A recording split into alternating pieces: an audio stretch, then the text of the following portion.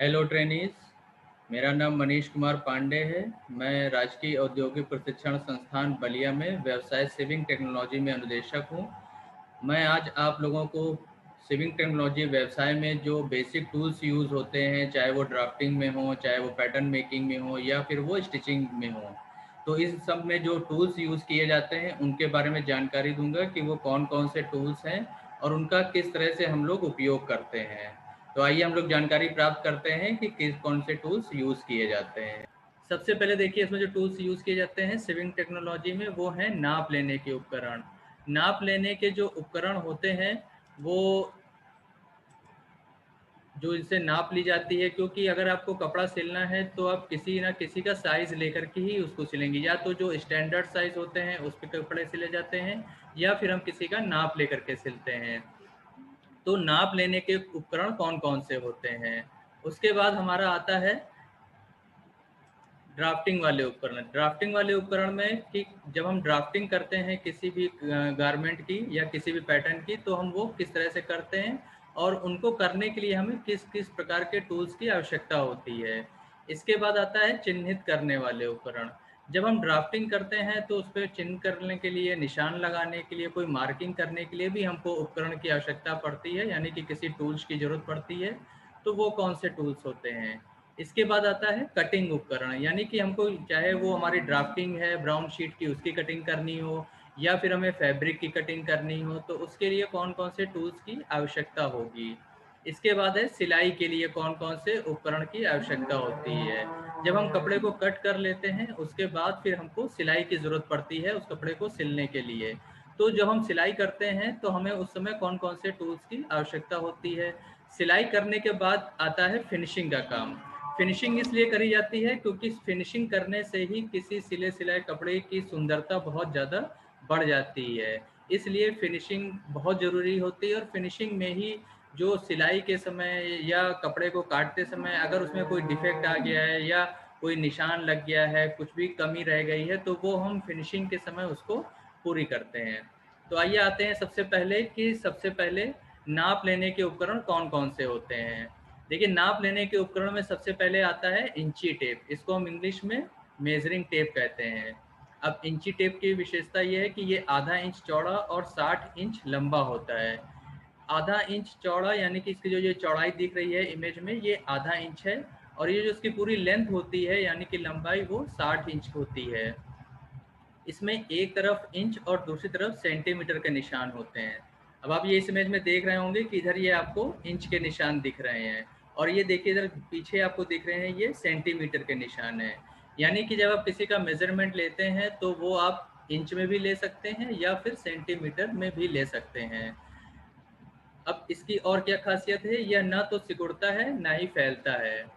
अब ये जो इंची टेप होता है ये इस मटेरियल का बना होता है जिससे कि ये ना तो सिकुड़ता है और ना ही ये फैलता है। अगर सिकुड़ जाएगा तो भी मेजरमेंट सही नहीं ले पाएंगे आप, और अगर ये फैल जाता है तो भी आप किसी का भी मेजरमेंट सही नहीं ले पाएंगे। सिकुड़ने पे क्या होगा, उसका मेजरमेंट कम हो जाएगा, और फैलने पे उसका मेजरमेंट ज़्यादा आ जाएगा। इससे हमारी जो ड्रेस है वो सही नहीं बन पाएगी।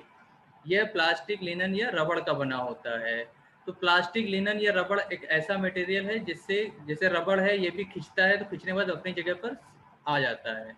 ये प्लास्टिक या लिनन भी ऐसे प्रोडक्ट हैं जिनसे ये बनाया जाता है ताकि ये ना तो सिकुड़े और ना ही ये फैले। नेक्स्ट है नाप लेते समय ध्यान दें कि इंच टेप मुड़ा ना हो एवं नाप लेने वाला सीधा खड़ा हो। ये बहुत ज़्यादा ज़रूरी है कि, क्योंकि जब हम किसी का कपड़ा सिलते हैं तो सबसे जो बेसिक शुरुआत होती है वो उसके नाप लेने से ही होती है। अगर हम नाप सही नहीं लेंगे यानी कि फिर ना मेजरमेंट सही होगा, ना उसका पैटर्न सही बनेगा, ना उसका जो गारमेंट है वो सही सिला जाएगा, तो उसकी फिटिंग ही नहीं आएगी। इसलिए नाप लेते समय सबसे पहले ध्यान रखना है कि जो हमारा इंची टेप है वो कहीं से भी मुड़ा हुआ ना हो और वो व्यक्ति सीधा खड़ा हो। सीधा नहीं खड़ा होगा तो भी उसका मेजरमेंट सही नहीं आएगा। उसके बाद आता है रूलर। रूलर आप इमेज में देख रहे हैं, ये इस तरह का रूलर होता है। इसकी लंबाई 12 इंच या 18 इंच की होती है। इससे क्या करते हैं, जो छोटी दूरियां होती हैं जैसे टक्स लेना है, फेसिंग हमको बनानी है, या जो छोटी छोटी दूरियां ली जाती हैं वो लेने का काम हम इस रूलर से ही करते हैं। इसके बाद नेक्स्ट आता है गिदरी मापक टेप। इसको इंग्लिश में बोलते हैं लेग मेजरिंग टेप।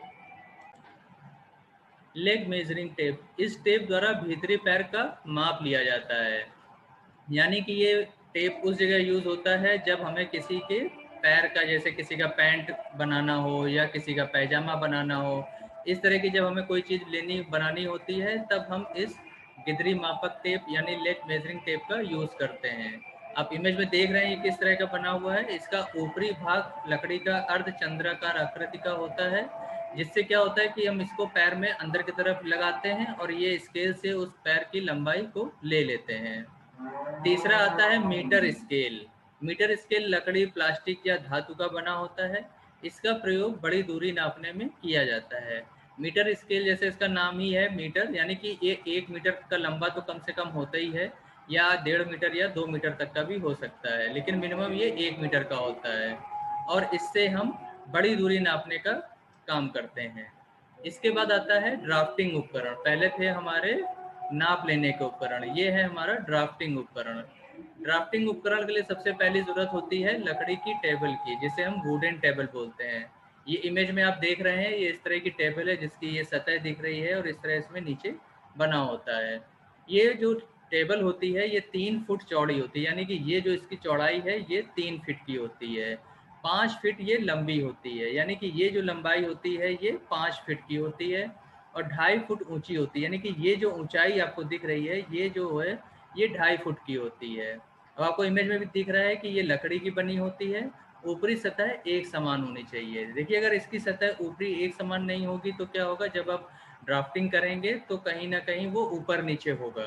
तो एक समान सतह होने से ड्राफ्टिंग बहुत अच्छी बनती है और सही बनती है। फिर नेक्स्ट है ब्राउन शीट, जिसको भूरी शीट भी बोलते हैं हिंदी में। तो ब्राउन शीट क्या है? ब्राउन शीट ही वो प्रोडक्ट है जिसके ऊपर हम ड्राफ्टिंग करते हैं। यह भूरे रंग की मोटी शीट होती है, यानी कि होता तो कागज का ही है लेकिन थोड़ा मोटा होता है, थिक होता है। जिससे क्या होता है कि ये जल्दी फटता नहीं है, मोड़ने में आसानी रहती है इसको, और ये थोड़ा ड्यूरेबल भी होता है, थोड़े ज़्यादा टाइम तक ये चलता है। पतला होने से क्या होगा कि ड्राफ्टिंग हमने बना के रखी, कहीं से फटने का डर रहेगा या बहुत जल्दी फिर वो खराब हो जाएगा। लेकिन अगर मोटा है तो वो जल्दी खराब भी नहीं होगा और काफ़ी टाइम तक चलेगा। नाप के अनुसार इस पर ड्राफ्ट बनाया जाता है। अब जिस व्यक्ति की या जिसकी भी हमने मेजरमेंट लिया है उसकी नाप के अनुसार ही हम इस पे ड्राफ्ट बनाते हैं। ड्राफ्ट हमेशा उल्टी तरफ बनाया जाता है। देखिए जब आप ये ब्राउन शीट खरीदेंगे तो ये एक तरफ चिकनी होगी और एक तरफ खुदरी होगी। तो जो खुदरी साइड होती है उस तरफ ही हम लोग ड्राफ्ट बनाते हैं। चिकनी साइड को हम लोग अंदर की तरफ रखते हैं, यानी नीचे की तरफ रखते हैं, और जो खुदड़ा साइड होता है, रफ होता है, उसको हम लोग ऊपर की तरफ रखते हैं। इससे क्या होता है कि जो हम मार्किंग करते हैं, जो निशान लगाते हैं, वो काफ़ी समय तक टिकते हैं क्योंकि वो खुदरी जगह होती है। नेक्स्ट पे आते हैं, ये है एल स्क्वायर। एल स्क्वायर इसका नाम इसलिए दिया गया है क्योंकि ये एल शेप में होता है। ये लंबाई में भी स्केल होता है और चौड़ाई में भी होता है। इसे टेलर स्क्वायर भी कहते हैं। ये लकड़ी, लोहे या प्लास्टिक के बने होते हैं। जैसे इमेज में आप देख रहे हैं ये इसमें प्लास्टिक, लकड़ी का बना हुआ है। इसमें एक तरफ 24 इंच और 14 इंच, दूसरी तरफ 60 सेंटीमीटर और 36 सेंटीमीटर के निशान होते हैं। अब देख रहे हैं ये जो लंबाई दी हुई है ये 24 इंच होगी, तो ये जो चौड़ाई है ये 14 इंच होगी। ये दूसरी तरफ क्या होता है, जैसे ये इधर इंच में है तो दूसरी साइड में वो सेंटीमीटर में होगा।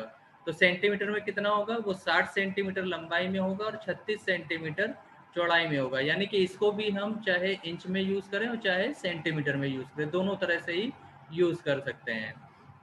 इसको हम वहाँ पे यूज़ करते हैं जहाँ पे हमें लंबाई और चौड़ाई में एक साथ निशान लगाने होते हैं, ताकि वो हमारी जो लाइन है वो कहीं से भी तिरछी ना हो, कहीं टेढ़ी मेढ़ी ना हो।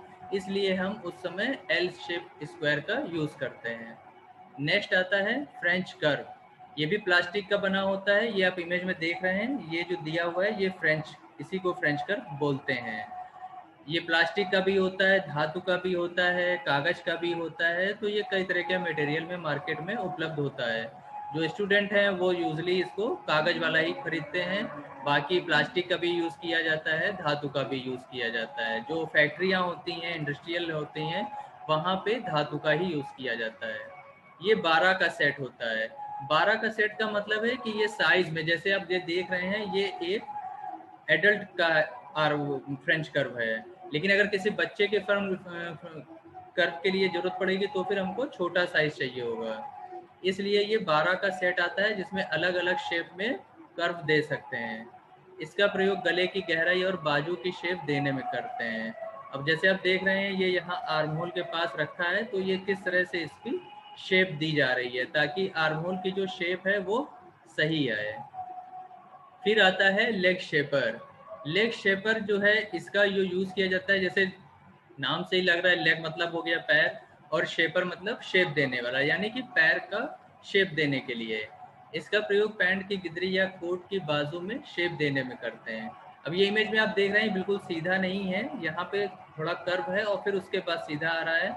यानी कि ये पैंट का जिस तरह से हम लोग हिप के बाद पैर आते हैं हम लोगों के नीचे, तो ये वहाँ की शेप देने के लिए यूज़ किया जाता है। और कोट की जो स्लीव होती है उसमें भी इसी तरह से शेप दी जाती है। तो वह इन दोनों जगहों पे जब हमको शेप देनी होती है ड्राफ्टिंग में, तब हम इस वाले इस शेपर का यूज़ करते हैं। इसकी लंबाई 60 सेंटीमीटर से 75 सेंटीमीटर तक होती है। इसमें भी इंच और सेंटीमीटर दोनों के ही निशान होते हैं। इसका एक सिरा 3 इंच और दूसरा सिरा 2.5 इंच चौड़ा होता है। यानी कि ये जो सिरा आप नीचे देख रहे हैं ये 2.5 इंच चौड़ा है और ये जो ऊपर वाला सिरा है ये 3 इंच का चौड़ा होता है। फिर नेक्स्ट आता है इसमें कार्ड स्केल। कार्ड स्केल इसका प्रयोग ट्रेनीज द्वारा छोटी ड्राफ्टिंग बनाने में किया जाता है। अब जैसे जो सब जो टूल हम देख रहे हैं ये सारे हैं बड़े लोगों के टूल, यानी कि जब हम ड्राफ्टिंग करते हैं। और ये कार्ड स्केल जब हम लोग किसी कागज़ पे छोटी ड्राफ्टिंग बनाते हैं, जैसे आप स्टूडेंट्स लोग हैं, जब आप लोग ड्राफ्टिंग की फाइल अपनी बनाएंगे तो कॉपी में तो अगर आप मान लीजिए 25 सेंटीमीटर, तो कॉपी में 25 सेंटीमीटर कैसे लेंगे, वो नहीं आ पाएगा। तो हम क्या करते हैं इस कार्ड स्केल का यूज़ करते हैं। ये 1/2, 1/4, 1/6, 1/5, 1/10 इस तरह से आते हैं साइज में, और ये बड़े साइज को छोटे साइज में चेंज कर देते हैं। तो जब हम ड्राफ्टिंग अपनी फाइल में बनाते हैं उस समय इनका यूज़ बहुत ज़्यादा होता है। नेक्स्ट आता है कलर पेंसिल यानी रंगीन पेंसिलें। ड्राफ्टिंग करते समय नीले रंग की पेंसिल से सिलाई लाइन और लाल रंग की पेंसिल से कटिंग लाइन खींची जाती है। देखिए जब हम ड्राफ्टिंग करते हैं ब्राउन शीट पे तो वहाँ दो तरह की लाइनें होती हैं। एक होती है हमारी ड्राफ्टिंग लाइन जो मेजरमेंट के अकॉर्डिंग ली जाती है, और दूसरी होती है कटिंग लाइन जो कि कपड़े को कट करने के लिए यूज़ करी जाती है। तो ये दोनों लाइनों में अंतर हमको पता चल जाए कि जब कौन सी जो लाइन है वो हमने ड्राफ्टिंग के लिए यूज़ करनी है, कौन सी लाइन है जो हमें कटिंग के लिए यूज़ करनी है। तो इस डिफरेंस को बनाने के लिए जो हम यूज़ करते हैं, तो ड्राफ्टिंग के लिए नीले रंग की पेंसिल और कटिंग के लिए लाल रंग की पेंसिल, ताकि अगर किसी को भी वो ड्राफ्टिंग दी जाए तो उसको पता हो कि हाँ ये नीले रंग से लाइन है तो ये ड्राफ्टिंग की लाइन है, ये लाल रंग से लाइन खींची गई है तो ये कटिंग लाइन है। इसके बाद आता है मार्किंग चाक। इसे टेलर चौक भी कहते हैं। इससे कपड़े पर डिज़ाइन और लाइन खींची जाती है। ये कई रंगों में आती है एवं इसे कपड़े के कलर के हिसाब से यूज़ करते हैं। देखिए इसको टेलर चाक इसलिए कहते हैं क्योंकि टेलर इसको सबसे ज़्यादा यूज़ करते हैं। मार्किंग चाक इसलिए कहते हैं क्योंकि ये मार्किंग के काम आते हैं, यानी कि हम निशान लगाते हैं इससे।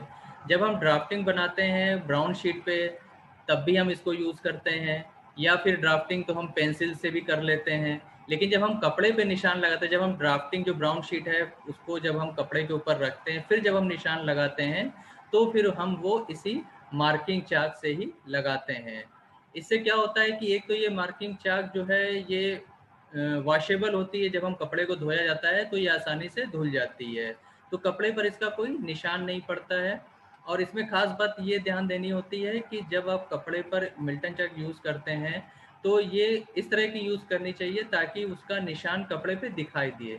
मान लीजिए ब्लैक कलर का कपड़ा है, आप ब्लैक कलर की मार्किंग यूज़ करेंगे तो नहीं दिखाई देगी। वाइट कलर का कपड़ा है, आपने वाइट कलर की चाक यूज़ करी तो नहीं दिखाई देगा। तो जो भी कलर हम यूज़ कर रहे हैं उसके साथ ऐसा चॉक यूज़ करना है ताकि वो दिखाई दे।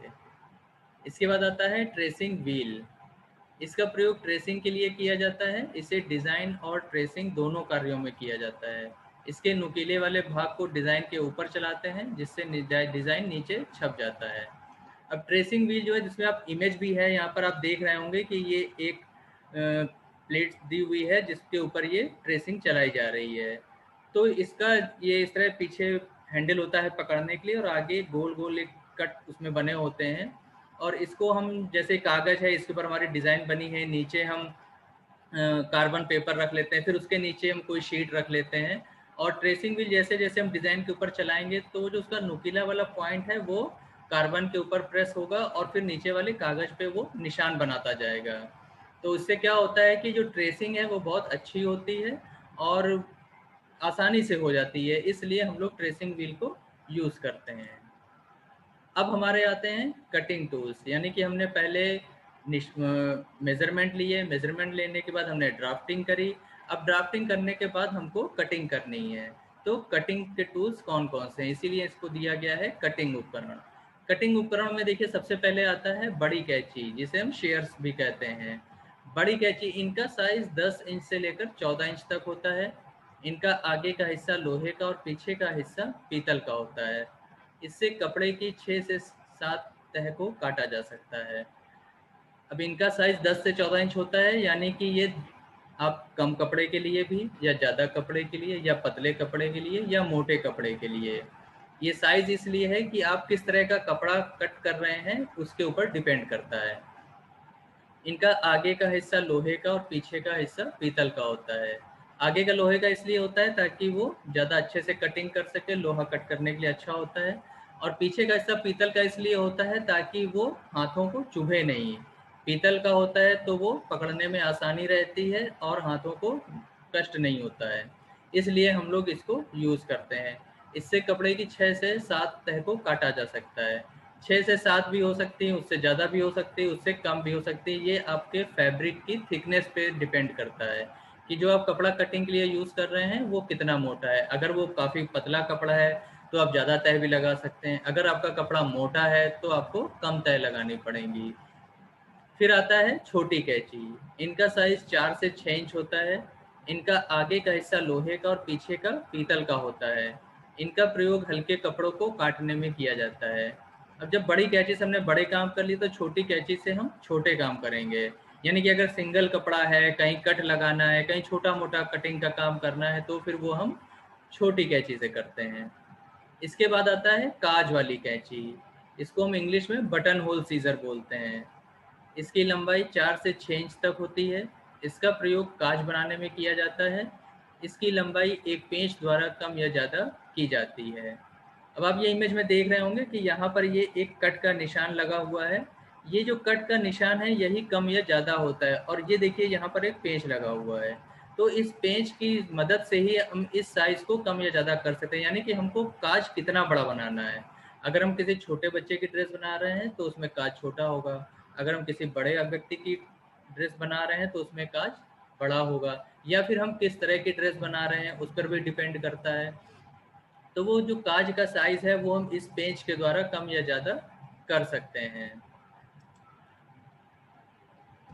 फिर आता है कटावदार कैंची यानी पिकिंग shears। इसकी लंबाई 5.5 इंच से लेकर 10.5 इंच तक होती है। इसका प्रयोग सजावटी कटिंग के लिए किया जाता है। इसकी कटिंग से zigzag डिज़ाइन बनती है। ये जिस आप चित्र में देख रहे हैं तो इसमें आप देख रहे हैं कि यहाँ पर इसके जो निशान बने हुए, कट के निशान बने हुए हैं zigzag जैसे। और ये फैब्रिक भी आप देख रहे हैं जितना कटिंग हो गया है इसमें zigzag डिज़ाइन से दिख रही है। तो इस कैंची को अधिकतर जो है वो डिज़ाइन के लिए, सजावट के लिए ही यूज़ किया जाता है। और इसके दांत इस तरह के होते हैं कि वो ज़िगज़ैग निशान बनते हैं। तो इसको अधिकतर आप स्टूडेंट लोग काफ़ी यूज़ करते हैं इसको, जब आप अपनी फ़ाइल में कोई मोटिफ लगाते हैं, कुछ जो आप ड्रेस बनाते हैं उसके छोटे-छोटे सैंपल लगाते हैं, या कुछ आपको डेकोरेट करना है अपनी फ़ाइल में, तो उस जगह पर इसको यूज़ किया जाता है। और इसी तरह से जब हम गारमेंट सिलते हैं तो वहाँ पर भी कई जगह सजावट देने के लिए इस सीज़र को यूज़ किया जाता है। नेक्स्ट आता है विद्युत कैंची, इलेक्ट्रिक सीज़र। इसका प्रयोग फैक्ट्रियों में किया जाता है। इससे कपड़े की 40 से 60 तहों को काटा जा सकता है। इससे सभी प्रकार के कपड़ों की कटिंग होती है।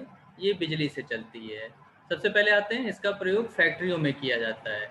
बिजली वाली कैंची है, जैसा आप देख रहे हैं काफ़ी पावरफुल होती है। तो फैक्ट्रियाँ ही हैं जहाँ पर हमको कटिंग करनी ज़्यादा होती है, और काफ़ी ज़्यादा करनी होती है, क्योंकि वहाँ पर तो जो पीस कटते हैं वो बहुत सारे पीस कटते हैं, तो जल्दी कटने चाहिए। इस वजह से विद्युत कैंची का यूज़ किया जाता है। इससे 40 की 60 तहों को काटा जा सकता है। तो आप समझ सकते हैं कि अगर 40 से 60 तह लगाई जा रही हैं, यानी कि कितना ज़्यादा प्रोडक्शन हो रहा है और टाइम हमको बचाना है। इससे सभी प्रकार के कपड़ों की कटिंग होती है। इसका ब्लेड इस तरह का इतना फाइन क्वालिटी का होता है कि वो काफ़ी मोटे कपड़े को या किसी भी तरह का क्वालिटी का कपड़ा हो तो ये उसको बहुत आसानी से कट कर देता है। ये बिजली से चलती है। फिर आता है सीम रिपर। ये पेन के आकार का होता है। इसके सिरे पर सिलाई खोलने के लिए छोटी ब्लेड होती है। जैसा आप देख रहे हैं यहाँ पे, ये देखिए छोटा सा बहुत नुकीला जैसा सुई होती है उसी टाइप का दिया है, लेकिन ये काफ़ी धार होती है इसमें। और जब कहीं सिलाई गलत हो जाती है या हमें सिलाई खोलनी होती है कहीं पे, तो आगे नुकीला होता है, ये इसको धागे के अंदर करके और हम हल्का सा जैसे ही खींचते हैं धागा वहाँ से ब्रेक हो जाता है, कट जाता है। तो ये सिलाई खोलने के लिए इसको बहुत ज़्यादा यूज़ किया जाता है। इसको हम कहते हैं सीम रिपर।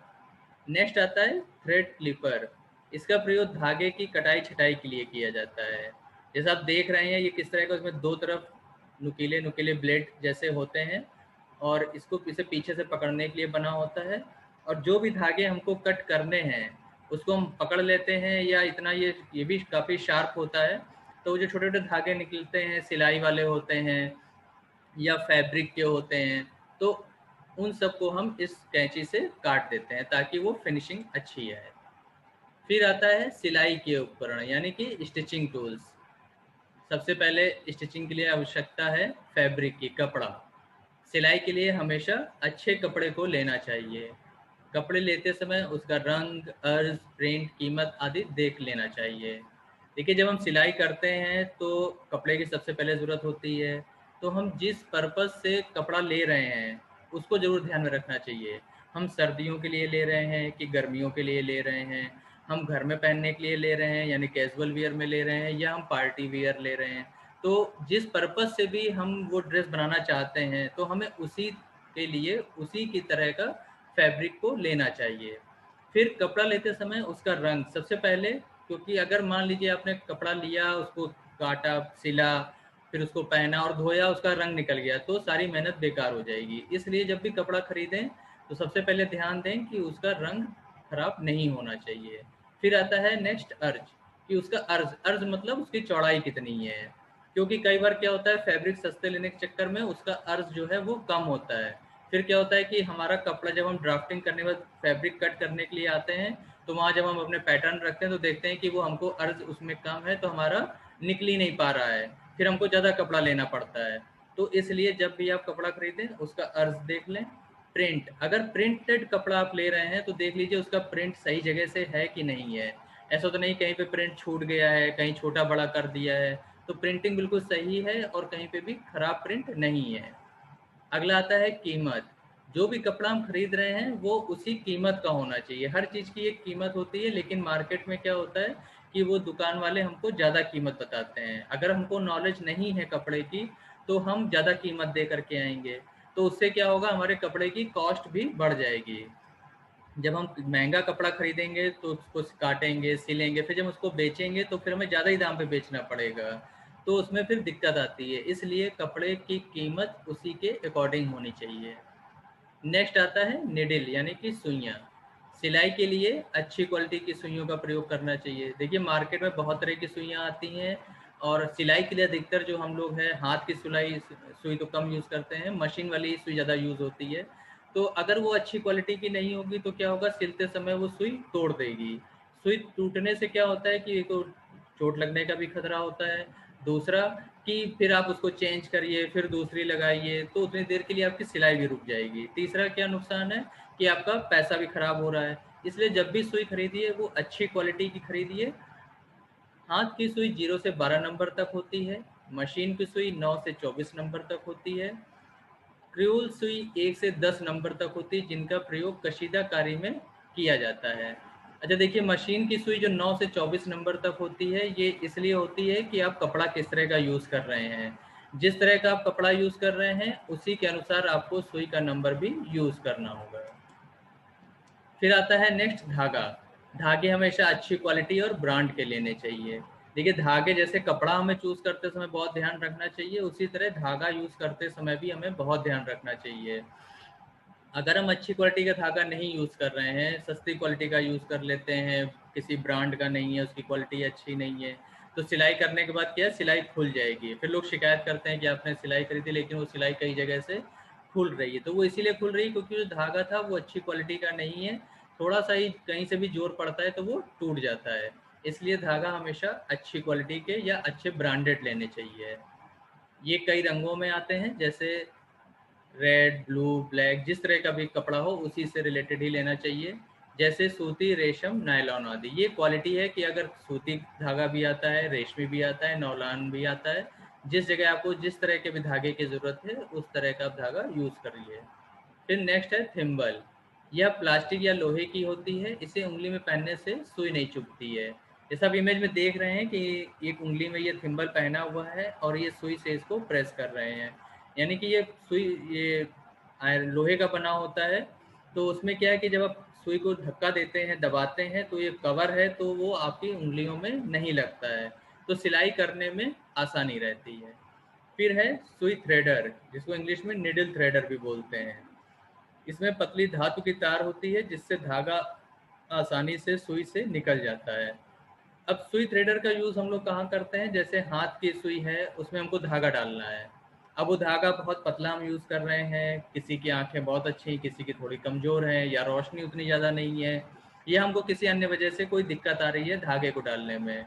तो ये जो सुई थ्रेडर होता है इसमें आगे पतला बहुत तार होता है जो वी शेप में होता है, तो उस वी शेप के अंदर ही हम हल्के से धागे को फंसा देते हैं और वो जो वी शेप का जो कोना होता है उसको हम सुई के छेद में डाल देते हैं। तो वो बहुत पतला होता तार होता है तो वो अंदर चला जाता है। उसके बाद हम धागा खींच लेते हैं और सुई थ्रेडर को बाहर निकाल लेते हैं। तो ये बहुत आसान तरीका है सुई के अंदर धागा डालने में, चाहे वो मशीन में डालना हो या हाथ वाली सुई में डालना हो। फिर आता है फिनिशिंग अथवा प्रेसिंग उपकरण। फिनिशिंग और प्रेसिंग उपकरण इसलिए क्योंकि जो प्रेसिंग चीज़ें आती हैं वो फिनिशिंग में ही आती हैं, इसीलिए चाहे हम इसको फिनिशिंग कहें या फिर प्रेसिंग कहें। तो प्रेसिंग में सबसे पहले आते हैं प्रेस। प्रेस करने से क्या होता है, कपड़े की सुंदरता बढ़ जाती है। और प्रेस कई प्रकार की आती हैं, लोहे की प्रेस, कोयले की प्रेस, बिजली की प्रेस, ऑटोमेटिक विद्युत प्रेस, भाप बिजली वाली प्रेस। प्रेस करने से क्या होता है, कपड़े की सुंदरता बढ़ जाती है। और ये कई तरह की मार्केट में अवेलेबल होती हैं। जैसे जो लोकल लोग कपड़े प्रेस करते हैं वो क्या करते हैं, लोहे की प्रेस यूज़ करते हैं। कुछ लोग कोयले की प्रेस करते हैं जो मार्केट में प्रेस करते हैं। फिर इसके बाद बिजली वाली प्रेस भी यूज़ होती है। घरों में जो हम लोग अक्सर यूज़ करते हैं वो ऑटोमेटिक बिजली वाली प्रेस होती है। और अब काफ़ी ज़्यादा भाप बिजली वाली प्रेस भी आने लगी, यानी कि उसमें थोड़ा सा पानी भर दिया जाता है, उसमें बटन लगा होता है। जब हम उसको प्रेस करेंगे तो उसकी तली में छोटे छोटे से छेद होते हैं जिनसे पानी निकलता है भाप जैसा। और वो प्रेस आसानी से, जैसे कहीं जो बहुत ज़्यादा सिकुड़न पड़ गई है, जैसे कॉटन का है, वूलन है, इनमें क्या होता है कि सिकुड़न बहुत ज़्यादा पड़ जाती है तो जल्दी जाती नहीं है, तो उस समय भाप बिजली वाली प्रेस करने से वो सिकुड़न बहुत आसानी से चली जाती है और क्रीज भी बहुत अच्छी बनती है, प्रेस की क्वालिटी बहुत अच्छी आ जाती है। जो फैक्ट्रियां हैं वहाँ पे तो काफ़ी बड़ी बड़ी बिजली वाली प्रेस यूज़ होती हैं, अच्छी क्वालिटी की होती हैं, ताकि काफ़ी हाई स्पीड में काम कर सकें वो। इसके बाद नेक्स्ट आता है प्रेसिंग टेबल। इसकी ऊंचाई एडजस्ट करने वाली होनी चाहिए, इसकी सतह मोटी सूती गद्दी की होनी चाहिए। प्रेसिंग टेबल जिसके ऊपर हम किसी कपड़े को रख करके प्रेस करते हैं, जैसे आप इमेज में देख रहे हैं ये एक प्रेसिंग टेबल दी हुई है, इस पे ही हम लोग कपड़े को रख करके प्रेस करते हैं। इसकी हाइट एडजस्ट करने वाली होनी चाहिए ताकि जो भी व्यक्ति लंबा है, थोड़ा कम लंबा है, वो अपने अकॉर्डिंग उसके साइज को कम या ज़्यादा कर सके। फिर इसकी सतह मोटी सूती गद्दी की होनी चाहिए, वो इसलिए ताकि जब हम कपड़े को रख करके आयरन को दबाते हैं तो वो दबना चाहिए, तभी उस कपड़े की प्रेस बहुत अच्छी आती है। फिर है प्रेसिंग स्टैंड। इस स्टैंड का प्रयोग प्रेस करने के लिए किया जाता है। यह 36 इंच लंबा और 12 इंच चौड़ा होता है। इसमें राइट साइड में 6 इंच की जगह प्रेस रखने के लिए होती है। जैसी प्रेसिंग टेबल होती है, ये तो टेबल है, ये स्टैंड है। ये आजकल ज़्यादा यूज़ होता है लोग, क्योंकि ये फोल्डेबल होता है तो लोग यूज़ करने के बाद इसको घर में कहीं पर भी रख सकते हैं, रखने में आसानी होती है। और इसको भी प्रेस करने के लिए यूज़ किया जाता है, तो ये काफ़ी सूटेबल रहती है प्रेस करने के लिए। फिर आता है स्लीव बोर्ड। यह लगभग 20 इंच लंबा छोटा बोर्ड होता है। इसका प्रयोग स्लीव, पैंट, कोट की स्लीव प्रेस करने में करते हैं। जैसा आप इमेज में देख रहे हैं कि बहुत पतला सा ये एक बोर्ड दिया हुआ है, इसी को स्लीव बोर्ड कहते हैं। इसको प्रेसिंग टेबल या स्टैंड के साथ ही लगा दिया जाता है और जब कभी पैंट की हमको स्लीव करनी होती है या कोट की स्लीव करनी होती है या शर्ट की स्लीव करनी है, तो उस स्लीव को हम इस बोर्ड का जो दिया हुआ है इसके अंदर कर देते हैं। मतलब बोर्ड अंदर रहता है और स्लीव या पैंट का जो कपड़ा है वो ऊपर रहता है, और फिर हम इसको आयरन से प्रेस कर देते हैं। इसी के साथ ये टॉपिक आज समाप्त होता है, और मुझे पूर्ण विश्वास है कि जो चीज़ें आज हम लोगों ने डिस्कस करी हैं, जानकारी प्राप्त करी है कि कौन कौन से बेसिक टूल्स यूज़ होते हैं ड्राफ्टिंग में, पैटर्न मेकिंग में, स्टिचिंग में, ये आप लोगों को समझ में आ गया होगा बहुत अच्छे ढंग से। और निश्चित रूप से आप लोगों को ये जानकारी बहुत काम आएगी अपनी पढ़ाई में। अगले टॉपिक में हम लोग इसके बारे में और विस्तार से चर्चा करेंगे। धन्यवाद।